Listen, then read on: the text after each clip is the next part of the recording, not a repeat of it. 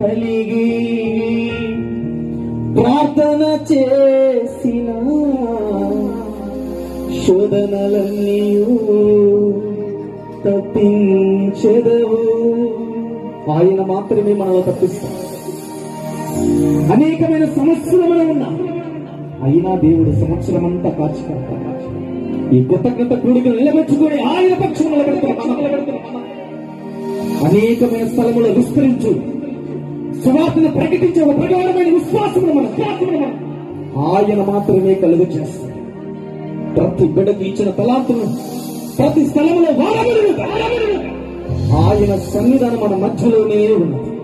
ఆయన పరిశుద్ధమైన స్థలములో మనం ఆయన స్థలములోనే నిలిచి నీ సన్నిధానము చేరును నిత్యము చేతువు నాకు